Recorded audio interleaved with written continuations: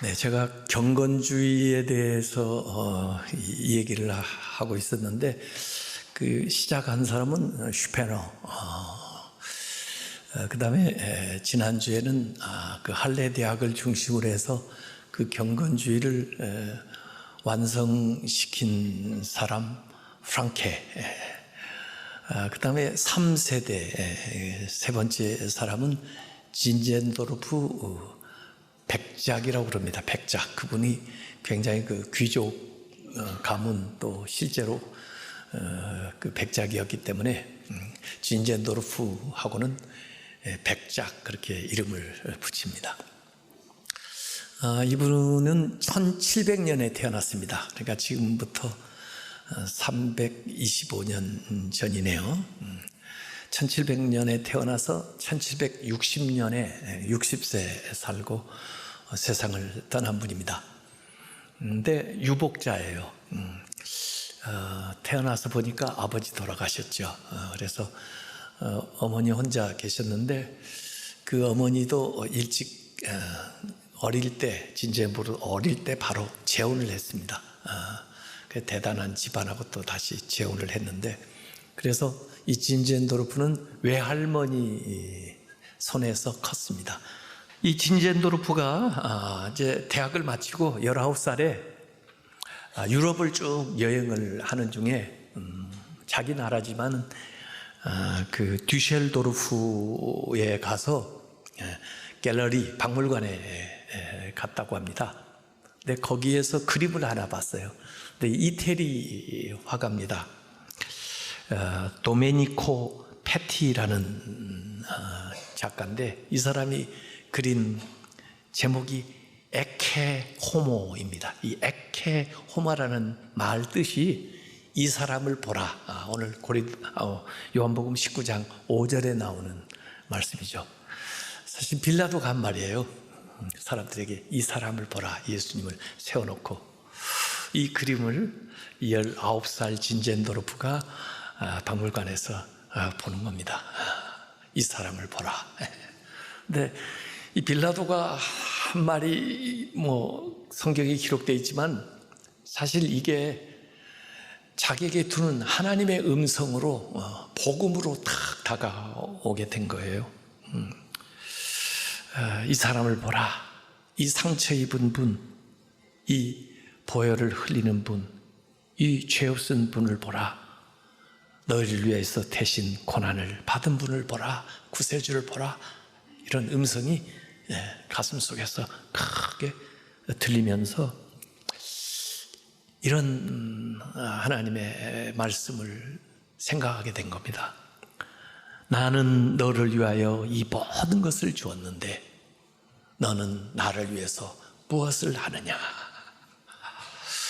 이 말에 진젠도르프가 회심을 했다 그래요. 정말 주님께서 나한테 모든 거 다 주셨는데 내가 가진 것이 다 주님이 주실 건데 나는 주님을 위해서 뭘 드렸던가? 드린 게 없는 거예요. 그럼 앞으로 뭘 드리겠나? 그래서 거기서 다짐합니다. 눈물을 흘리면서 가슴을 치면서 제 삶이 제 것이 아닙니다. 제게 속한 모든 것을 다 주님께 드리겠습니다. 그렇게 하고 결심하고 돌아오는 거예요. 그래서 이 그림이 유명한 그림이 됐습니다. 이 진젠도르프가 원래 이 사람은 법학을 공부한 사람이고 신학은 독학한 사람이에요. 그러니까 사실은 평신도예요. 평신도인데 그래 이분의 어떤 독특한 신학을 찾아서 이전에 그 슈페너라든지 프랑케처럼 정립하기가 어렵죠. 근데 그래도 이 사람의 신학의 특징이 뭐냐면 보혈과 상흔의 신학 그럽니다. 보혈, 예수 그리스도의 보혈, 상흔, 상처. 이걸 강조해요. 그래서 루터의 그 십자가, 신학, 영광의 십자가, 예수 그리스도에다가 이 진젠도르프는 중세의 그 신비주의적인 것들이 남아 있습니다. 그걸 잘 조합한 사람으로 이렇게 얘기할 수가 있는데, 그래서 예수님의 그 상처 강조하죠. 이사야서 53장 5절에 이런 말씀이 납니다. 그가 찔림은, 예수님이, 우리의 허물 때문이요, 그가 상함은 우리의 죄악 때문이라. 그가 징계를 받음으로 우리는 평화를 누리고 그가 채찍에 맞음으로 우리는 나음을 받았도다. 예, 십자가 이전에 예수님의 고난, 그 고난이 우리의 육신의 치유, 또 마음의 평안, 우리의 삶의 고통 가운데에도 안식을 준다는 거예요. 그래서 예수 그리스도의 십자가의 보혈이 우리의 죄를 사하고 구속하는 것도 당연하지만, 예수 그리스도가 당하신 그 고난이, 그 상처가 우리 인생에서 살아가는 수없이 많은 슬픔과 고통과 아픔 가운데에서 우리에게 평안을 주고 치유를 주고 안식을 준다, 이런 거예요. 그래서 이 두 가지를 같이 강조하는 겁니다. 그래서 우리가 사도신경에도 예수님의 십자가에 죽으사 이렇게 고백하지 않고 본디오 빌라도에게 고난을 받으사, 고난을 강조하는 거예요.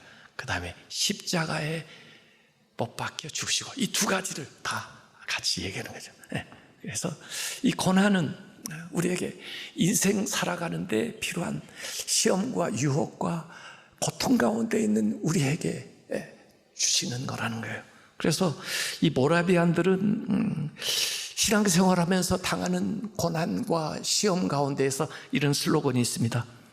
예수의 상처에서 피난처를 구하라. 예수의 상처, 그 가운데 가서 피난처를 구해라, 이렇게 얘기를 하고 있는 거죠. 이제 진젠도르프가 할머니한테 받은 그 영지는 그 체코하고 독일 아주 접경입니다. 접경지대고, 사실은 이 진젠도르프는 드레스덴에서 태어나가지고 나중에 이제 대학 나오고는 드레스덴에서 궁정 법률 고문으로 일하고 있었는데, 일단의 난민 비슷한 사람들이 체코에서 자기 영지로 피난을 왔다는 이야기를 드레스덴에서 그 이제 일하는 사람들 통해서 들은 거예요. 어떡할까요? 그랬더니, 그래, 누구야? 그랬더니 모라비안들입니다. 그래, 그들 살 수 있는 땅을 내어줘라. 그래가지고 정착을 하게 되죠. 근데 그때 이제 처음 왔던 사람이 데이비드 크리스찬, 그리고 한 10명 정도 모라비안이 들어오고, 그 다음에 계속해서 한 300명 계속 들어오고, 이제 그렇게 된 겁니다. 근데 이들이 이제 모라비안은 체코의 동쪽 모라바 강 주변에 살고 있다 해가지고 에서 왔다 해서 모라비안 그 지명이 유래한 건데, 지금으로 말하면 이제 체코의 보헤미안 지역이 있습니다. 보헤미안 그러면 음악하는 사람들 뭐 보헤미안 랩소디 뭐 이런 걸 하는 거죠. 좀 자유분방. 그런데 이들은 이제 신앙생활을 아주 그 얀 후스의 그 신앙의 전통을 이어가는 사람이에요. 이 얀 후스가 누구냐? 이 사람은 1415년에 화영으로 순교한 사람인데, 마틴 루터보다 100년 전에 이미 개혁을 부르짖은 사람입니다. 사실 이 사람도 사제였었는데, 그래서 종교개혁의 선구자라고 말하는 사람이 얀 후스죠. 그래서 그 프라하 중앙 그 귀슐라프 뭐 광장에 가면은 여기에 이제 이 얀 후스의 동상이 있어요. 그리고 그 옆에 베들레헴 채플이라고 그분이 목회하던 교회가 있습니다. 얀 후스가 그 교회 건물인데, 저는 교회 건물 밖에서 많이 봤는데 안에를 못 들어가다가 이번에 제가 한 4일 있으면서 계속해서 아침 저녁으로 가봤습니다. 언제 문 여는 때 있나.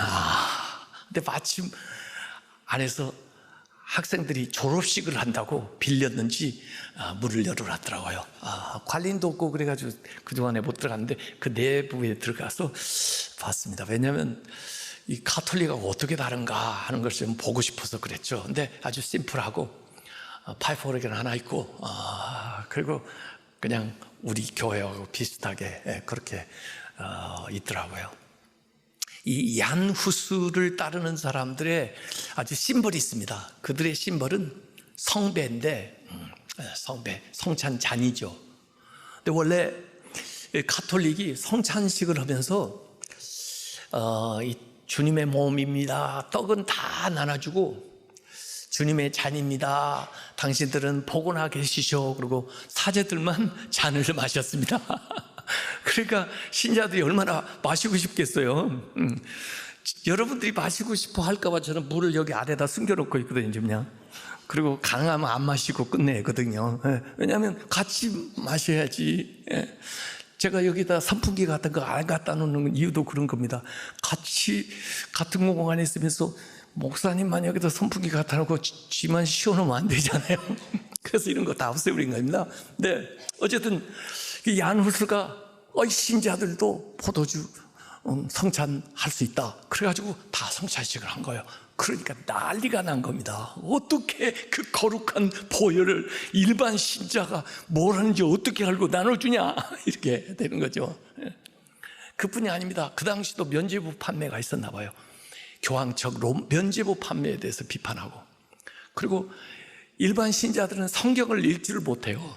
그래서 체코어로 성경을 번역을 해서 신자들이 성경을 읽어야 교회가 성경적인지 아닌지 신부가 제대로 가르치는지 안 하는지 알 수가 있다. 그러고 체코어로, 그러니까 독일어 성경 번역되기 전에 이미 100년 전에 체코어로 번역을 해. 그러니까 잡혔죠.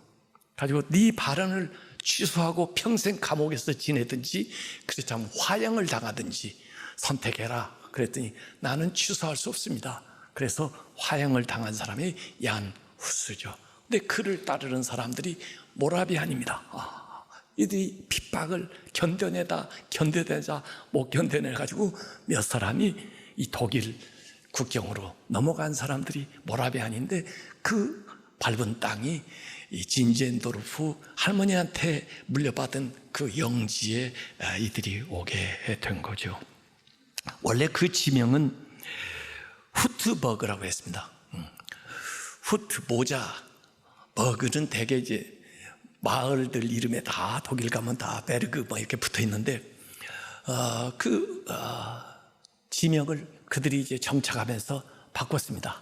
헤른후트, 주님의 모자 아래, 보호 아래, 그래서 주님의 망대 이런 식으로 해서 모이기 시작하고, 결국 그 모라비안들이 현재 전 세계에 120만이 흩어져 있습니다. 미국에는 필라델피아에 주로 많이 있고 그렇죠. 그 미국에도 뭐 메이플라워 타고 영국에서 건너온 사람들 기념하듯이요, 여기 독일 헤른후트에 가면은 데비드 크리스찬이 처음 와가지고 그 숲에서 무릎을 꿇고 기도하고, 그 앞에 있는 큰 나무, 그 사람의 목수니까 잘라가지고 그 다음에 그 집을 지었다. 그래서 1722년에 그 나무 자른 그 위치에다가 비석을 딱 세워놨습니다. 그래서 여기에 1722년 데비드 크리스찬이 와가지고 나무를 처음 나무 잘라가지고 집을 지은 건데, 거기에 시편 84편 3절이 기록되어 있어요. 나의 왕, 나의 하나님, 만군의 여호와여, 주의 제단에서 참새도 제 집을 얻고 제비도 새끼들 보금자리를 얻었나이다. 이렇게 적어놨어요. 그래가지고 거기에 이제 헤른후트에 이제 모라비안 공동체가 세워지고 있는데, 진젠도르프가 난 법률 공무원 이거 포기하고 그들하고 같이 살아야 되겠다 해가지고 여기에 이제 1727년에 27살이죠.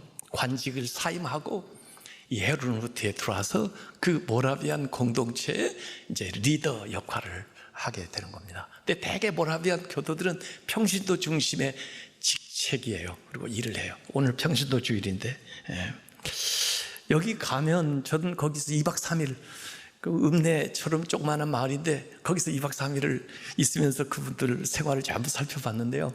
우선 가면은 하나님의 밭이라고 이렇게 언덕에 이렇게 올라가다 보면 이렇게 써 있습니다. 하나님의 밭. 그래서 하나님 무슨 농사를 지으시나 하고 들어가 봤더니 그게 뭐냐면 그 신자들의 묘지예요. 한 6,000개 정도 만들어져 있는 아주 한편한데 평장이에요. 평장. 그냥.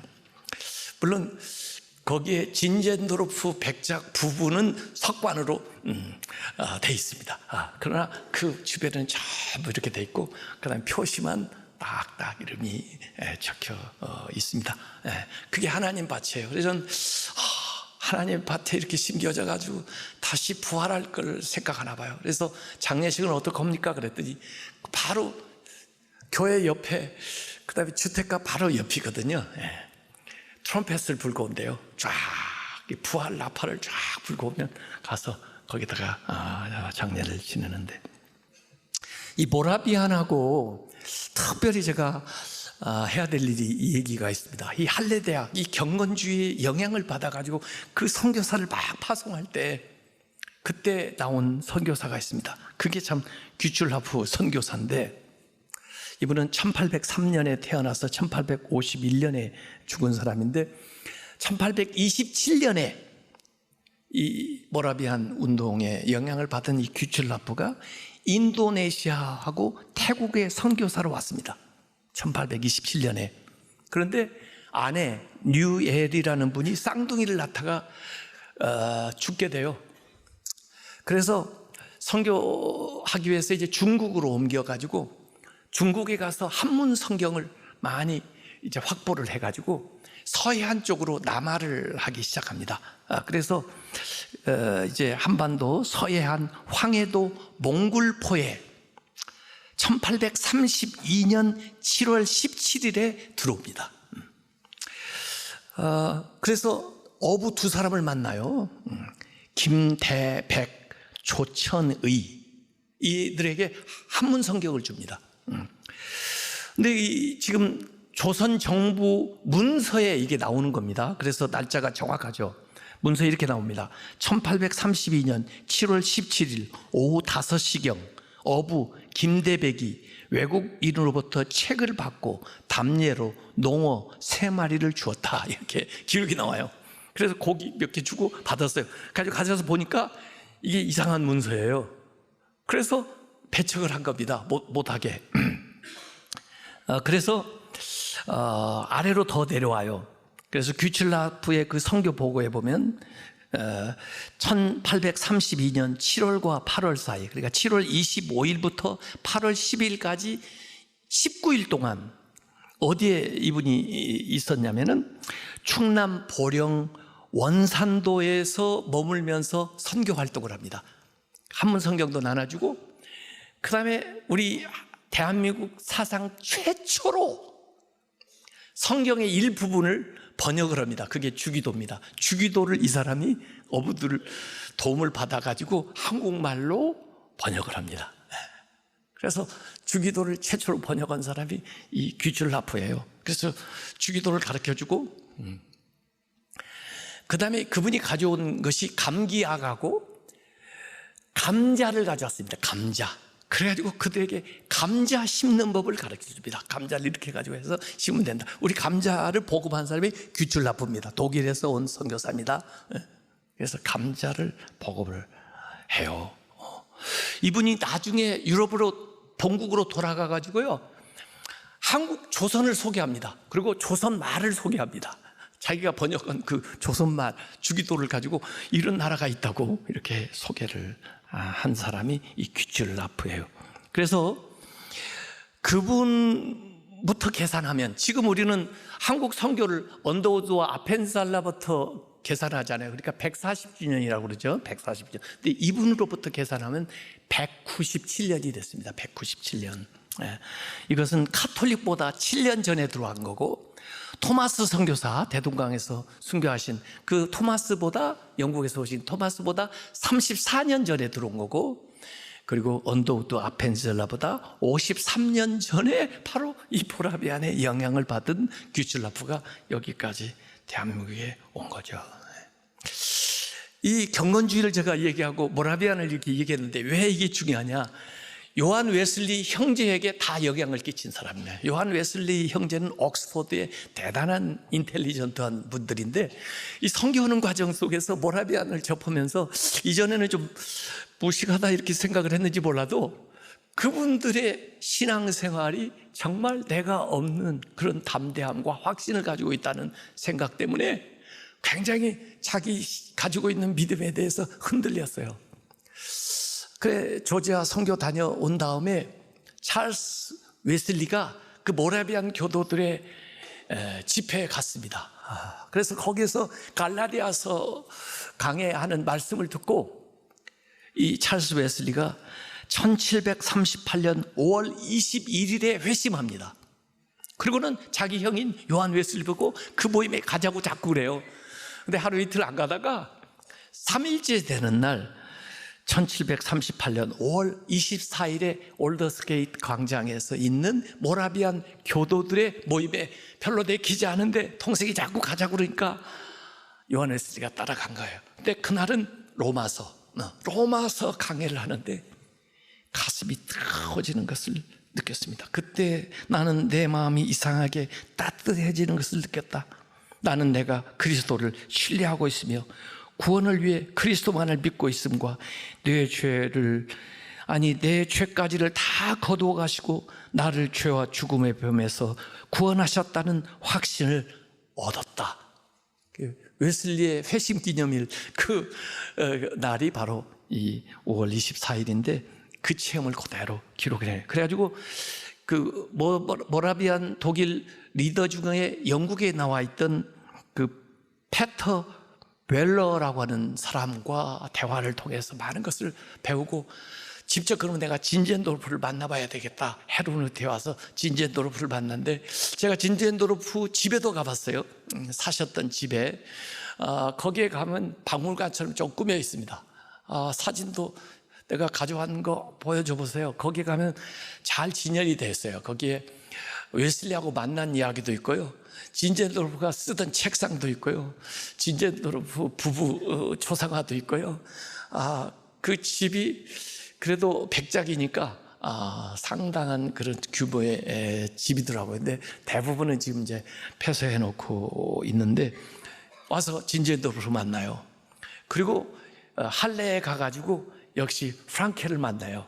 그래서 프랑케를 통해서는 신학적인 것을 웨슬리가 습득을 하고 이 모라비안들을 통해서는 교회 조기직 이 밴드라든지 그 다음에 디아코니아 봉사하고 섬기는 평신도의 사역이라든지 교회 직제라든지 찬양 예배 형식이라든지 이런 것들은 모라비안에서 그래서 양쪽을 같이 잘 종합해가지고 수용한 사람이 요한 웨슬리죠. 그래서 요한 웨슬리를 우리가 알려면 이 모라비안을 반드시 알아야죠. 그렇게 해서 이 모라비안들이 영국 복음주의에 영향을 미쳤고 슈라에르마허, 케르케고르 이런 사람들한테도 영향을 미쳤고 그리고 문학가 중에서는 휠더린, 쉐링, 괴테 이런 사람들도 이 경건주의에 영향을 받았고 나중에 미국에 넘어가서는 미국 대각성 운동에도 기여한 사람들이 경건주의예요. 그래서 이 세 사람을 꼭 기억하세요. 슈페너, 프랑케, 진젠도르프. 여러분 어디 가서 그 얘기하면 오 유식하네